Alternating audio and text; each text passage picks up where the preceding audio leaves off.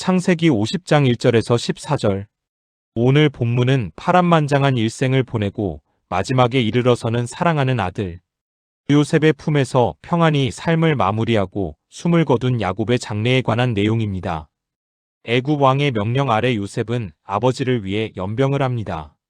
애굽 사람들조차 70일 동안 애도함으로써 이 장례는 단순한 가족사의 범주를 넘어서 공적 국가적 행사가 되었습니다. 요셉은 바로에게 아버지를 데려가서 조상들이 묻힌 곳에 장사하게 해달라고 청합니다. 바로와 궁중 신하들이 호의적으로 응답하고 많은 이들이 애굽에서 가나안으로 함께 동행합니다. 본문에서 보면 야곱의 시신은 미라로 보존 처리되고 있습니다. 고대 이집트에서 미라로 보존되는 것은 존귀한 인물이었음을 보여준다고 합니다.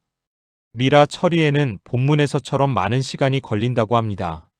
창세기에서 이렇게 죽은 뒤에 미라로 처리되는 이는 야곱과 요셉뿐입니다. 요셉이 바로에게 하는 말에서도 보듯 미라로 처리하는 까닭은 가나안 땅에 묻기 위해서입니다. 그래서 야곱과 요셉의 미라 처리는 약속의 땅으로 돌아가게 될 이스라엘을 미리 보여주고 상징하는 것입니다. 본문에서 요셉은 야곱을 장사하기 위해 올라간다 5절라고 표현하는데 이는 마침내 가나안 땅으로 올라가게 될 이스라엘을 상징하는 것으로 볼 수 있습니다.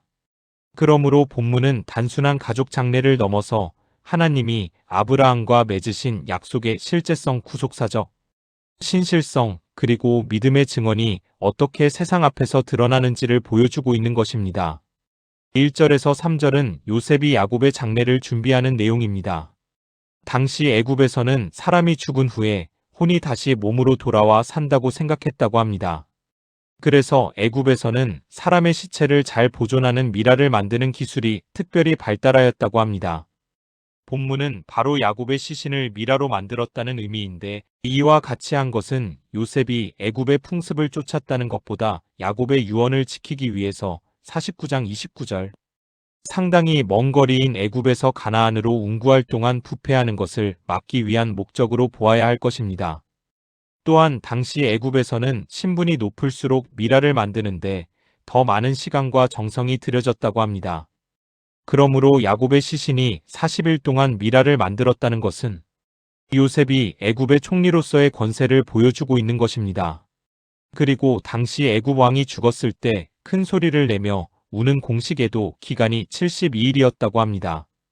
그렇다면 본문은 거의 왕과 비슷한 수준의 예우로 야곱의 장례가 치러졌음을 알게 됩니다.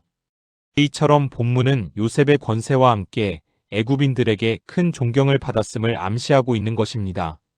4절에서 9절은 요셉이 야곱의 유해를 가나안으로 운구하는 내용입니다. 요셉은 애굽의 궁중 사람들에게 아버지 야곱의 장례를 위한 가나안행을 매우 겸허하게 간청하였다고 본문은 말합니다.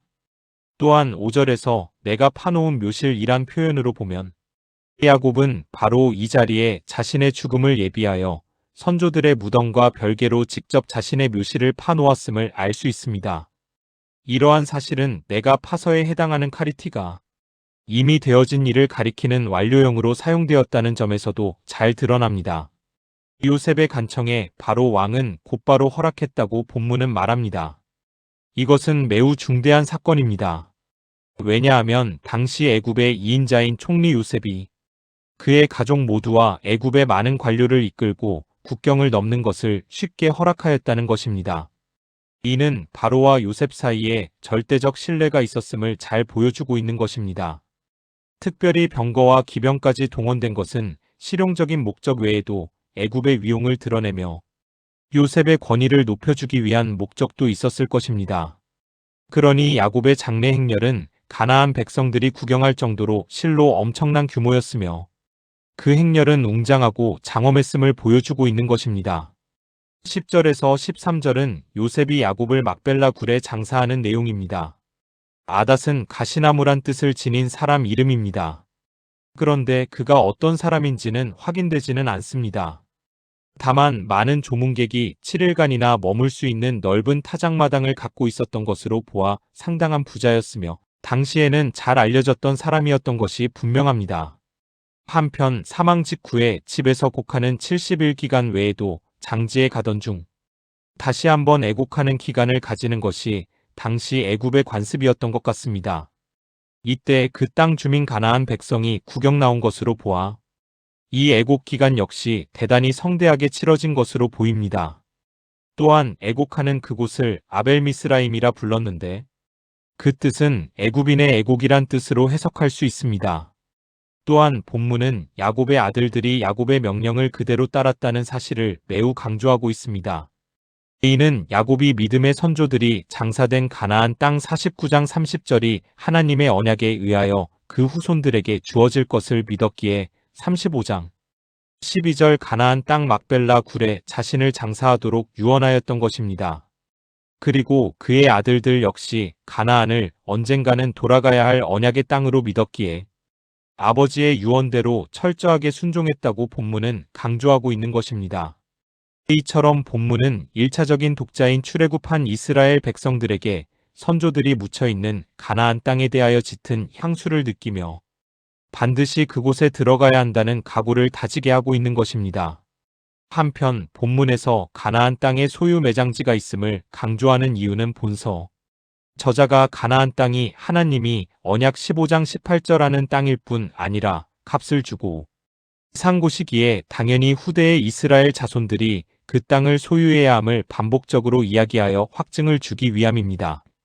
50장 14절 요셉이 아버지를 장사한 후에 자기 형제와 호상꾼과 함께 애굽으로 돌아왔더라. 본문에서 호상꾼과를 직역하면 그리고 모든 올라간 자들과라고 합니다.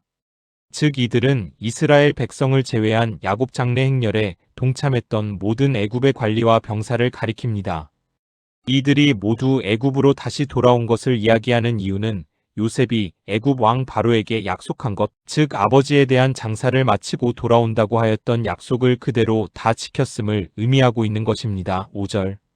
오늘 본문은 단순한 가족 장래 이야기가 아니라 오늘날 우리들로 하여금 이 땅을 살아가는 태도와 죽음조차도 하나님의 약속을 따라 준비해야 함을 보여주고 있는 것입니다. 이는 우리가 어디에 뿌리를 두고 살아가는가야 하는가, 우리의 마지막 돌아갈 곳은 어디인가를 스스로 고민하게 만드는 말씀인 것입니다. 이처럼 하나님의 약속은 죽음 너머에도 계속되고 다음 세대로 전수되어야 한다는 것이 본문이 독자들에게 하고 싶은 말일 것입니다. 이 시간 나는 과연 하나님의 약속을 후손들에게 잘 전승하고 있는지 한번 생각해보는 시간이 되었으면 합니다.